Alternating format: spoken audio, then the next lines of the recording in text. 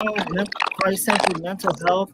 This is, this is the second interview for my series called "His Strength and Weakness," um, where I interview a fellow brother or sister in the Lord about their struggles with mental health and maintaining faith in the Lord. Here's the person I'm interviewing today. His name is Eric Verby. Eric, would you take a minute to introduce yourself to the people? Tell them all about yourself. What's your mental illness? Yes. Hi, my name is Eric, and I'm 51 years old, and my diagnosis is bipolar type 1, which basically, as if you don't know, is the most severe type of bipolar disorder. Um, I have been diagnosed with bipolar since 1990. That's when I was first diagnosed with bipolar.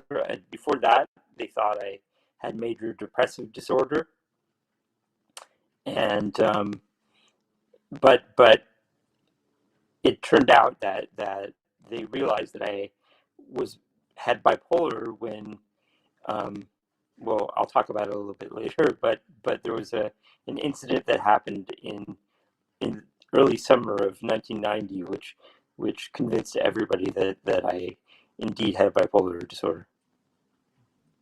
And just for the people that don't know that much about mental illnesses, can you briefly describe what exactly is bipolar type 1? Yeah, bipolar type 1 is is a mental illness in which extreme mood swings take place. So there's both a combination of serious depression with also seriously elevated mood swings, where, for instance, there is an incident of pressured speech, there's an incidence of increased risk taking, maybe increased expenditure of money. Um, there is often, in my case, there's often aggressive and very angry behavior that takes place when my mood is highly elevated. Um, there can be just a sense of grandiose thoughts, such as thinking that I'm Jesus, or um, just having what are called psychotic breaks, where just there's kind of a loss of touch with reality that happens when I'm in an extremely high mood swing. So that's kind of the essence of what a manic depressive disorder would look like. Bipolar is otherwise known as manic depressive disorder. And so um, basically, yeah, I've been diagnosed with this illness for all my adult life. I'm 51 years old now. And for the last 21, 30, for the last 31 years, I've been dealing with this Oh, illness. wow. So, what's been your experience with medication? Well, when I was first diagnosed with depression back in my senior year of high school, I was hospitalized for 2.5 months, and they've tried to put me on a very primitive antidepressant called Tofranil. Way back then, which is imipramine. It's a tricyclic antidepressant, and that didn't do very much good for me at all. Um, when I was first diagnosed with bipolar back in 1990, they put me instantaneously on lithium carbonate as my major mood stabilizer, as well as Tegretol. And that was my major combination of medications for a number of years. In fact, I was on lithium for 21 years until 10 years ago they discovered that I was having severe kidney problems because of the lithium, and they had to take me off of that.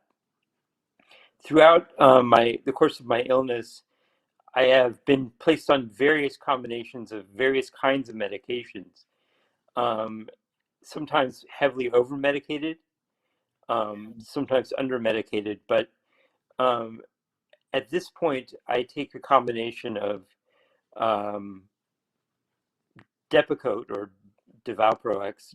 Valproic acid is my major mood stabilizer, as well as I take a few different antipsychotics, um, which do similar, which accompany my Depakote use, and then I take some pills for side effects as well, such as Cogentin and propanolol, which prevent tremors and such. Yeah. I've heard of Cogentin. I haven't heard of the other one. Um, when were you diagnosed, and how did you react? Well, I was first diagnosed with bipolar back in early July of 1990 when um, there was an incident in which I drove my father's car down the California coast with very little brake functioning left in it, Oh my and gosh. I ended up. I mean, this is a very long story that I'm going to cut very short, but I ended up picking up a hitchhiker south of Big Sur, a hitchhiker from Germany, and the car the brakes ended up locking. We got transported back to Atascadero, and we spent a night in a motel there. This German hitchhiker and I, and the very next day it was about 100 degrees, and I ended up jumping in a motel swimming pool with no clothes on. Oh Um, my gosh. and I was taken to San Luis Obispo County Jail, and where I spent 6 hours in jail until I was released on my own recognizance. At the time, I thought I must have been something like the second coming of Jesus or something like that, and Yeah. felt like I was baptizing myself. But Okay. of course, I didn't really know who Jesus was at the time. But at the time, it seemed, because I was under the influence of some spiritual teachings that were kind of awry. I had fallen into this misconception, and Yeah. once I was released from jail, my father came and picked me up from Atascadero, and instantaneously I was diagnosed with bipolar type 1. I was put on lithium and Tegretol, and was the beginning of my history with bipolar. Okay. So how'd you react when they diagnosed you with that? Well, at the time that I was diagnosed with bipolar, I was becoming kind of a rebel. Um, I started thinking of myself as some sort of spiritual hero of some sort. Um, and so I kind of resisted treatment in a way. I was in the process of taking a year off of school um, between 1989 and 1990, between my sophomore and junior year of college. Um, and I was playing in a blues band with some friends of mine from college who were also taking time off from school. We toured around the East Coast playing colleges in the month of March back in 1990.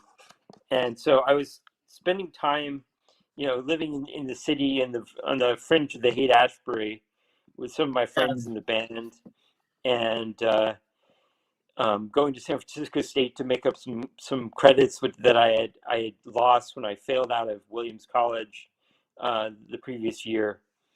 Um, and so my life was kind of chaotic back then. I was taking medication, but I was also drinking a lot, and just kind of partying quite a bit. Um, and so and that would be a pattern which would kind of dog me for many years, where I would self medicate through heavy alcohol use, which kind of obviously diminishes the effectiveness of the medication that I was taking. Medication. Yeah. Yeah. So that's been a factor over time that I've had to deal with. Um, Fortunately, over the last number of years, I've become a lot better at maintaining my sobriety. Not Yeah. perfect, but I have been in pretty steady recovery, and I am only really tempted to drink alcohol when my mood is elevated, as a means of kind of bringing myself down. But how many years have you been sober? well, I mean, I took my last drink last summer, Okay. but for the most part, I've maintained pretty steady sobriety over the last like 3 to 4 years. Oh, good job. Congratulations. Thanks. Um, so, how did your family and friends react to your diagnosis? That's a really good question. I do, I am advantaged that I come from a family that is predisposed to psychology and psychiatry. Okay. I come from a Jewish family, and Oh, in okay. in Jewish culture, there's a lot of acceptance of mental health, especially going back to Freudianism and just the whole idea of seeing a psychologist or seeing a psychiatrist, is very popular among the Jewish people, in at least in modern times. I Cool. saw when I was really young, from age 7 to 10, I saw a child psychiatrist because I was having some problems with hyperactivity and caprices and such when I was a kid, and so I started seeing a psychiatrist from a very young age. And when I was in high school, I started seeing a psychiatrist once again. My parents were having some marital problems, and it was rubbing off on me. I was feeling a little bit depressed. Um, Yeah. and my first nervous breakdown happened when I was a senior in high school. Um, I was like a top student in my class, and in the like around President's Day, I just sort of ground to a halt. I remember just really, really kind of like beating up on myself and just getting extremely depressed. And I spent about 2 to 3 months in the hospital. I think between President's Day and Easter Sunday, I was in the adolescent ward of a private psychiatric hospital. Um, and so that was my first major breakdown. Um, but it wouldn't be my last. I have been hospitalized about 22 times over since 1987 for various states of mania and depression and anxiety. Yeah, I'm with you on that. I've been hospitalized that many times too. Like since probably from I don't know, since I was like 15 years old till now. Mhm.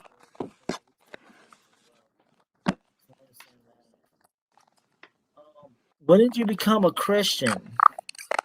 That's a really really good story.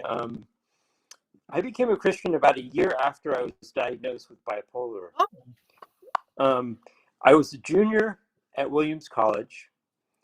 I thought myself to be a kind of a spiritual adept. I saw myself almost as kind of a demigod in a way, yeah. and I was really full of myself. Yeah, I grew up as a very devout Jew, actually, in a Jewish household, and so up until my sophomore year of college, I was pretty observant as a Jewish person. Yeah. But then around the time of my suicide attempt during my sophomore year of college, I kind of lost my faith in Judaism because it wasn't, with all the rituals and all the laws and all the traditions, it couldn't prevent me from destroying myself, Yeah. which is something that I was doing. And I had a reemergence of my depression during my sophomore year of college, in that I had a terrible case of exercise bulimia, where I would binge on food at night, and then I'd go running like 5 to 7 miles in the morning, first thing like 5 o'clock in the morning, go to the gym, try to purge myself of all that I had, and it just got worse and worse until like uh, Thanksgiving weekend of my sophomore year of college. I stayed in school and I was just eating a lot, and then on Sunday I got up and ran like a near marathon in the rain by myself. What? Um, Wow. yeah, I ran about 20 miles that day and walked about another 9. Oh my And God. it was just that was just an extreme. And basically, Yeah. what happened is that the following Wednesday, after binging a couple times, I locked myself into the the Jewish Center, which was at the time at the basement of the Memorial Chapel on the Williams College campus, and I started drinking all of the leftover alcohol from that previous spring's Purim festival. Okay. Purim is a holiday that Jews often get drunk as a means of Oh, celebrating. would you say that you And were? Would you say that you were manic during this time? No, I was really, really seriously depressed at the time, and Oh, so okay. I started drinking to die at that point. Um, Oh, so I downed a whole gallon jug of Smirnoff vodka till I was unconscious, basically. And they found me the next morning. The janitor found me the next morning, and the EMTs took me to a nearby hospital where they pumped me out, pumped all the alcohol out of my system for the next 3 to 4 days. Um, that was my only suicide attempt, and that happened about 32 years ago. So, well, um, I was asking when you were running like 20 miles. Was that during the time when you were manic, or were you depressed then too? I think it was, it's hard to say. I mean, obviously, the thing about mania and bipolar mania and bipolar depression is that they sometimes mix. Yes, And what yeah, you that's can get true. is a mixed state where you can Yeah, be, and this is the most dangerous thing about it, because people with bipolar type 1 are at serious risk to attempt suicide and even complete suicide yeah, unless their illness is being treated effectively. that's true. I was not on medication at the time, and so I believe at the time what I was encountering was a mixed state where I was Yeah, at the same time agitated and depressed. yeah, Um, that makes I sense. couldn't see any way out of my behavior was more and more extreme. I was isolated socially by my behavior, and I couldn't see any other way out at the time. So that's why I tried to attempt suicide. And thankfully, I survived because I Thankfully, came wow. pretty close to death. And so that that experience was fairly traumatic, and I ended up uh, dropping 2 courses in the spring and flunking out of college. Um, Hence the year I spent, away from college between my sophomore and junior years. So around that time, like you overdosed on the alcohol. You went to the hospital. They pumped your stomach. Was it around then that like did you talk to someone that introduced you to the gospel or? You know, at the time, I had been invited to like an intervarsity Bible study, and I went to that, but I wasn't all that impressed by it. I was pretty blind to Christianity, and when I lost my faith in Judaism, I spent about a year to a year and a half wandering around in Eastern religion in the New Age. Um, Okay. I was looking for answers anywhere but Christianity, basically, um, because at the time I was just blinded. Uh, Yeah.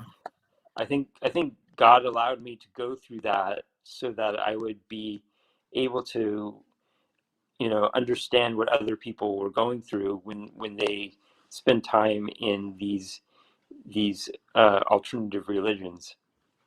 Yeah. Um, it wasn't until the spring of my junior year of college when I finally got back into Williams, and I was basically, um, my life was a combination of sex and alcohol and rock and roll, because I was a drummer and Yeah. I was playing in a lot of bands on campus at the time, and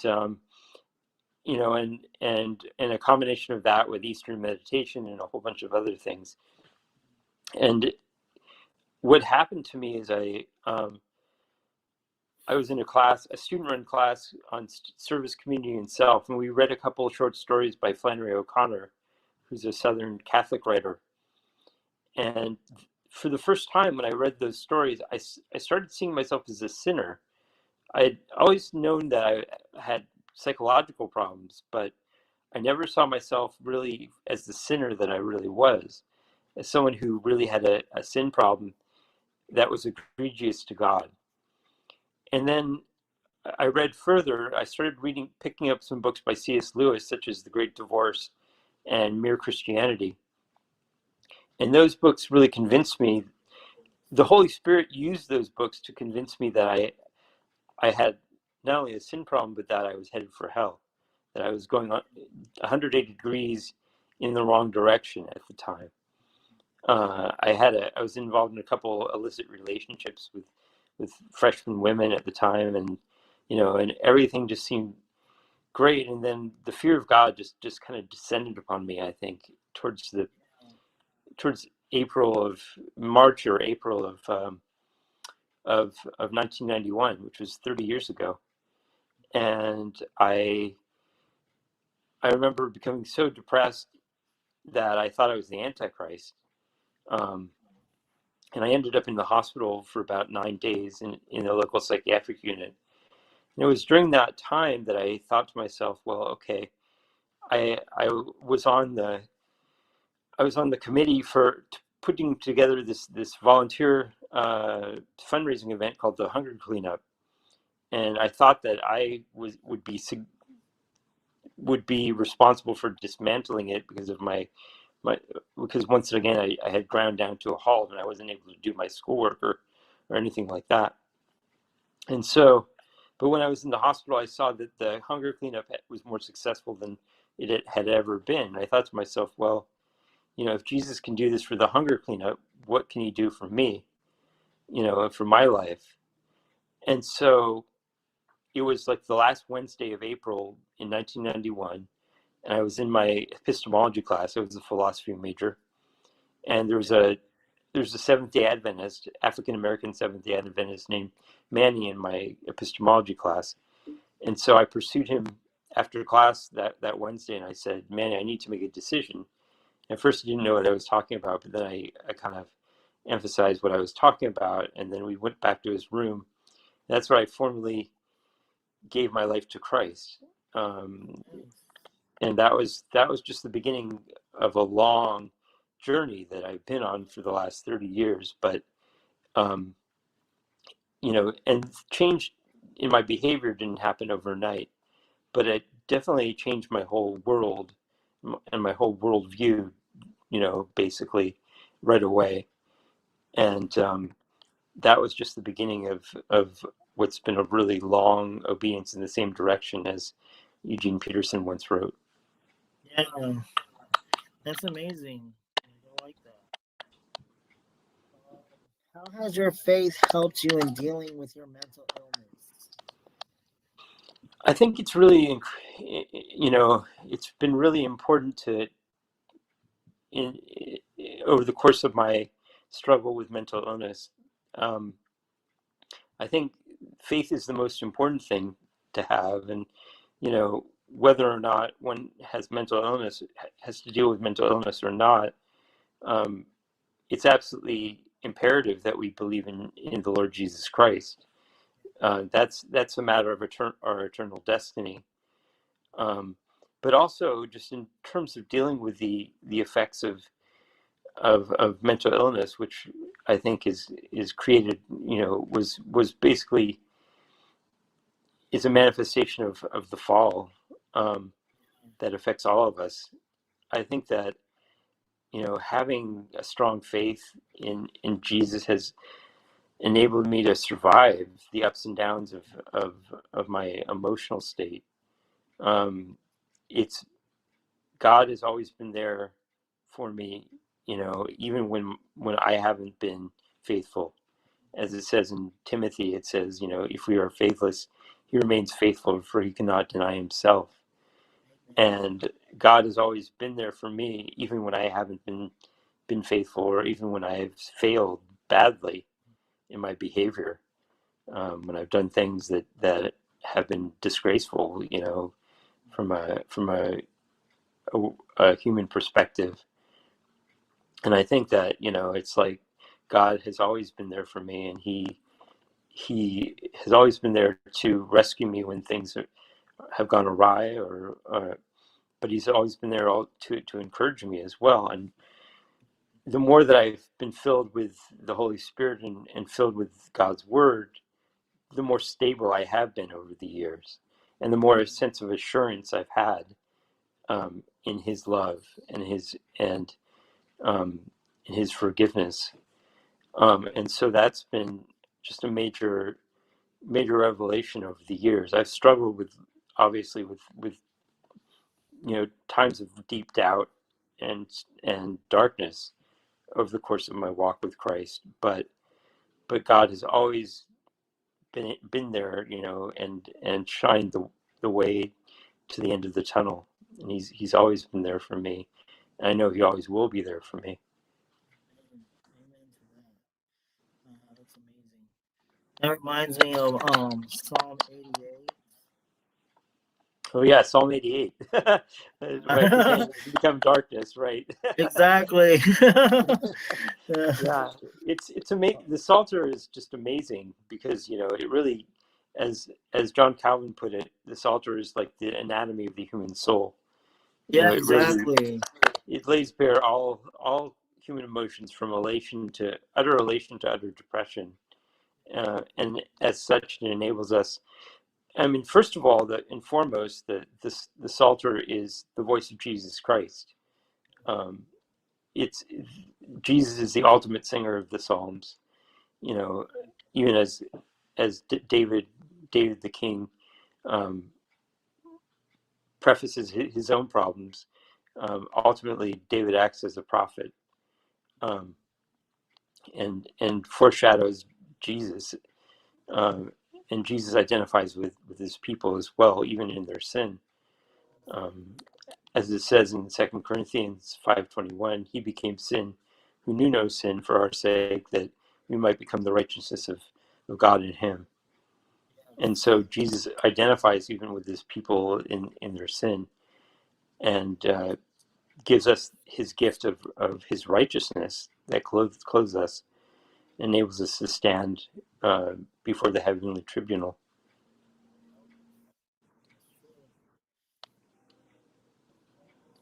Do you think that taking medication displays a lack of trust in God? Why or why not? I don't believe it displays a lack of trust in God. I believe that God has enabled science to advance medications, and I think that just as there's treatment for other parts of the body, I think the brain is a part of the body that is treatable.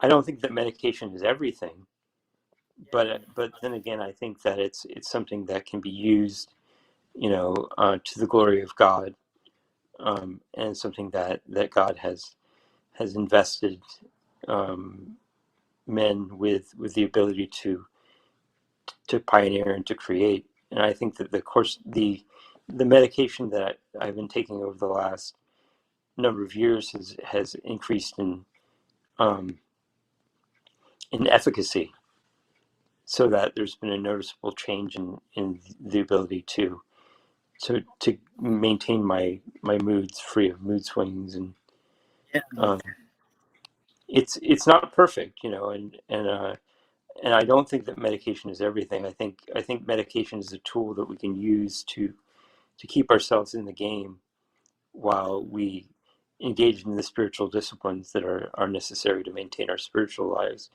such as prayer and Bible reading and preaching and fellowship and the sacraments. What is something you wish other Christians understood about mental illness? I think we have to realize um, that mental illness is a reality. For one thing, I once had a I once went to see a Christian counselor who didn't believe in mental illness and therefore wasn't very effective in shepherding me. Um, I think that I think that mental illness is, because of the noetic effects of sin on our minds, um, and because of the intimate relationship between our minds or spirits in our brain chemistry, which is the fact that we're psychosomatic beings, body soul beings. I think that it helps to realize that the mental illness is a real situation. It's a real thing. Um, it it's a real problem that can be addressed, um, by both spiritual and more medical means.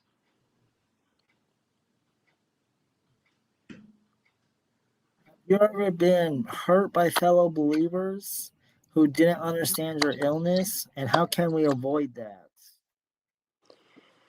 Yeah, there have been times when believers haven't understood, what I've been going through, and um, I mean, honestly, there have been times when I've done some things which were really really terrible.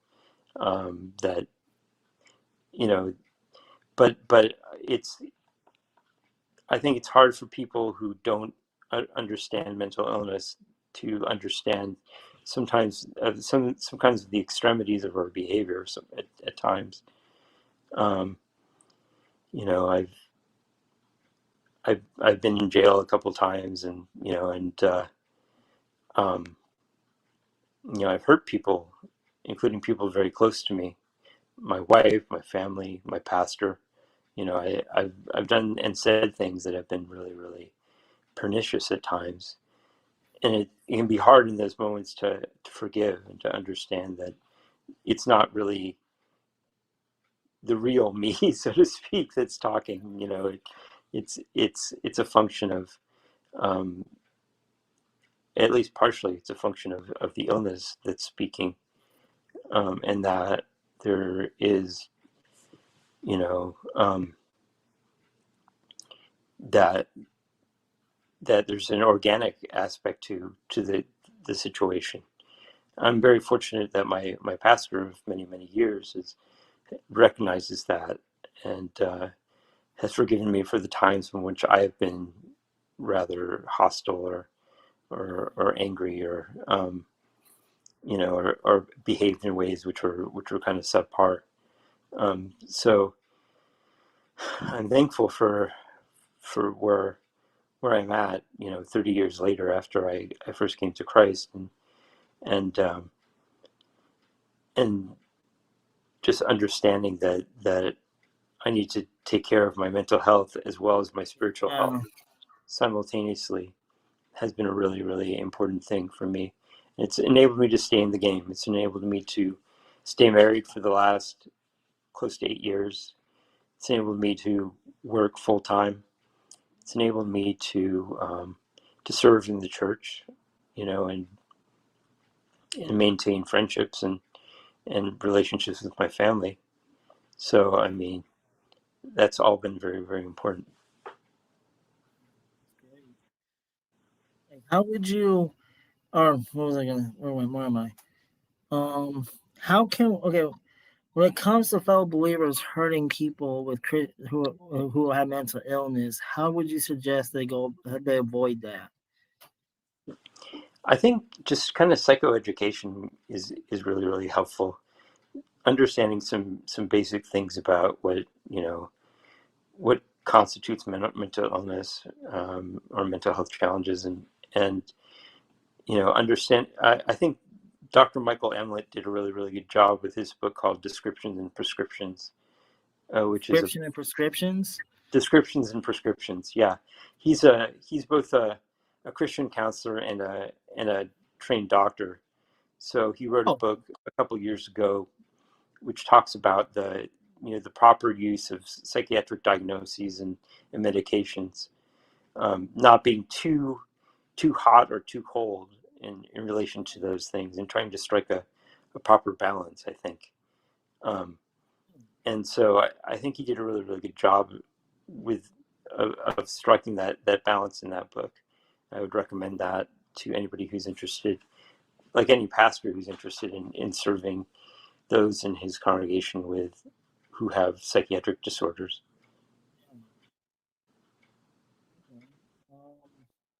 What do you think is the cause of mental illness?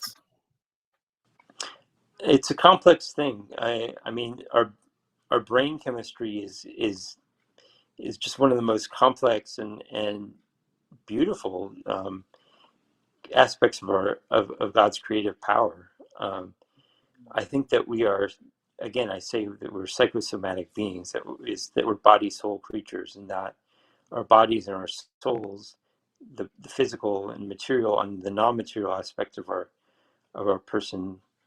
personages, is very intimately interrelated and interconnected. And what happens to our brains affects our spirit, our soul, and what happens to our soul is going to affect what happens in our brains.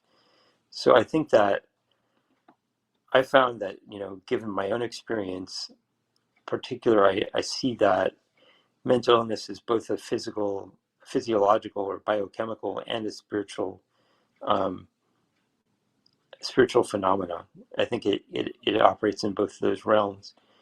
And ultimately, there's a bunch of spiritual warfare that's been going on in my life all this time. I know the devil was trying to prevent me from ever coming to Christ, and trying to wreck me before I was able to come to Christ. Yeah.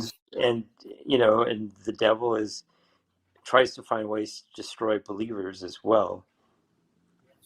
So that's something that has to be kept in mind. I think the spiritual aspect of it has been underplayed, especially in the larger mental health community. While at the same time, in the Christian community, there's not often an adequate understanding of how the brain works and how brain disorders function and affect behavior.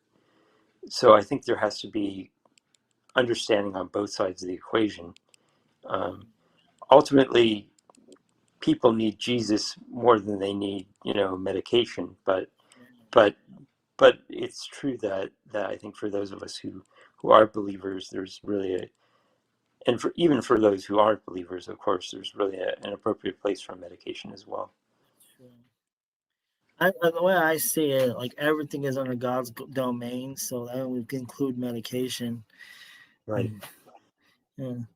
To follow up to that last question, I said, do you think there is a purpose behind mental illness? Well, I can speak for myself, basically.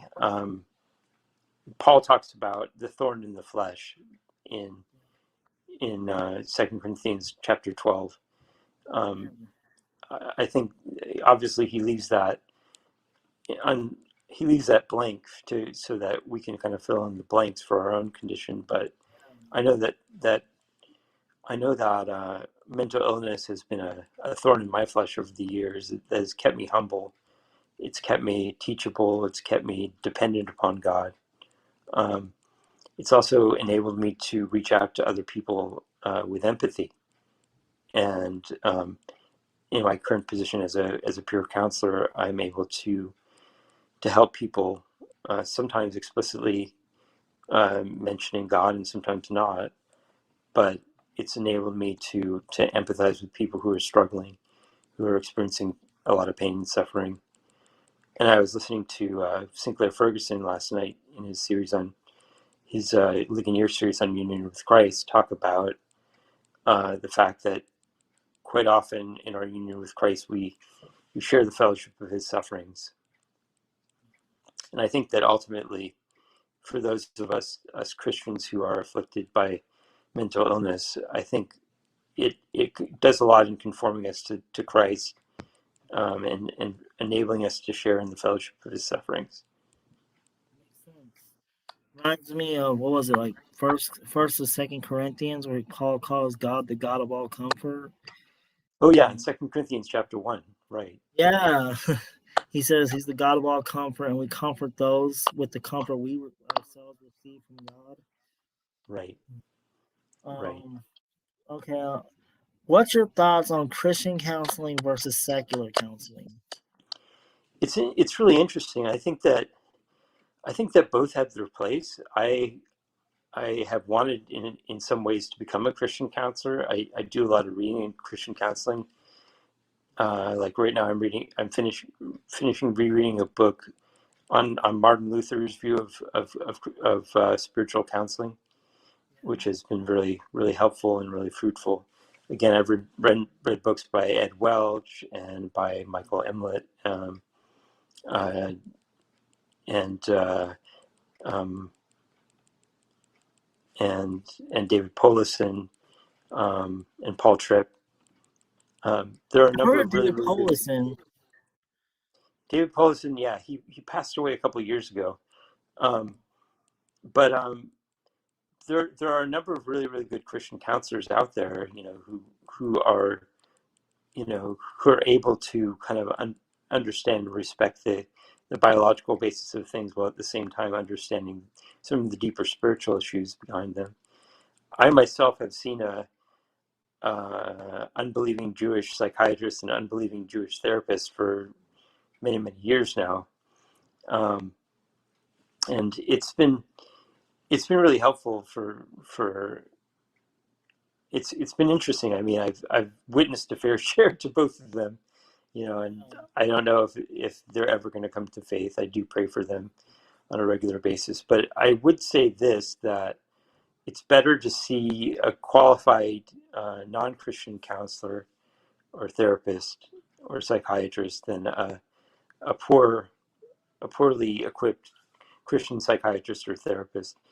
I years ago saw, after my psychiatrist, who heavily over medicated me, died, I briefly saw a so-called Christian psychiatrist.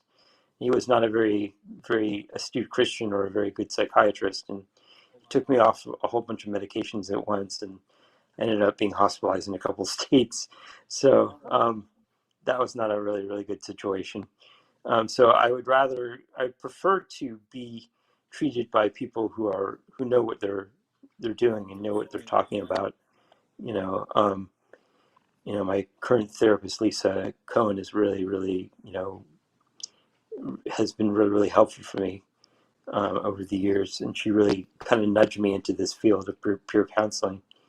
Um, so that's been helpful, and my current psychiatrist is, someone who my dad knows, and my dad is a treats ADD, ADHD cases and such. That's a whole other story.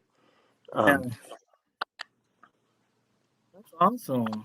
Like, so your current psychiatrist, she's not a Christian?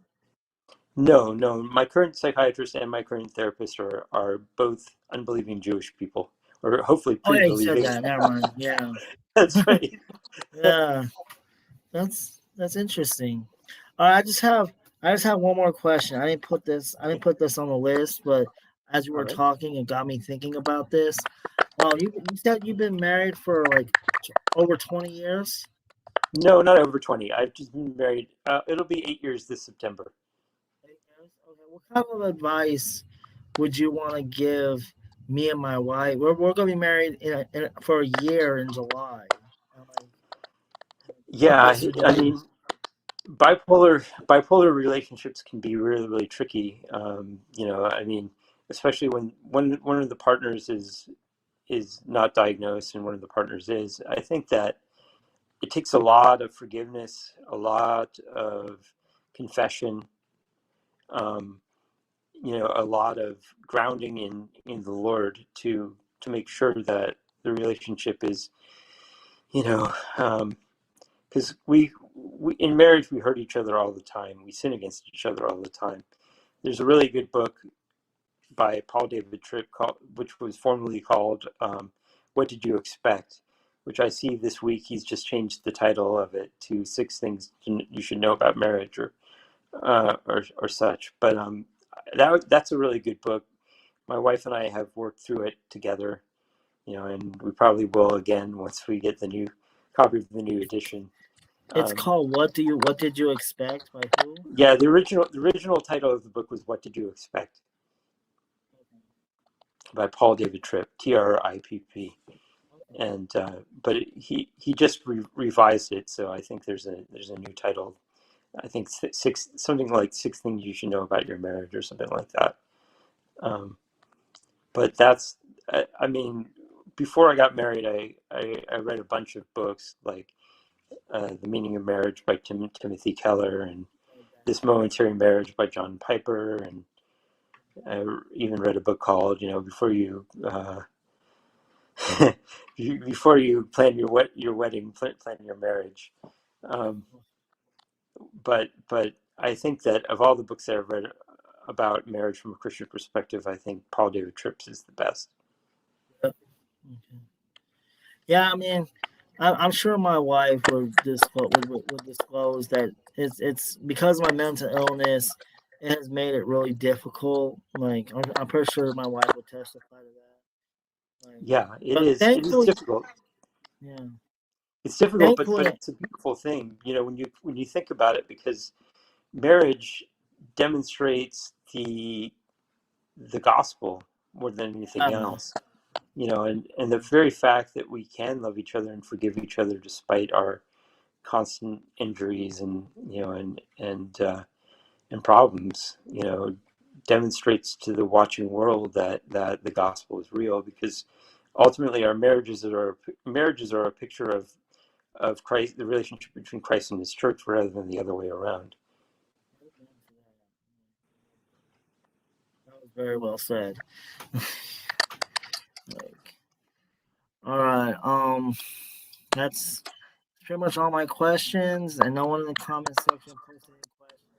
Well, LJ the Mad Dragon said hi. Okay. Hi.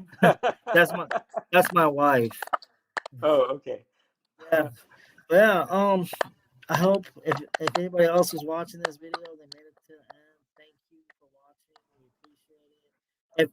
If no one is watching this, they'll at least get to see the recorded version. But, Right.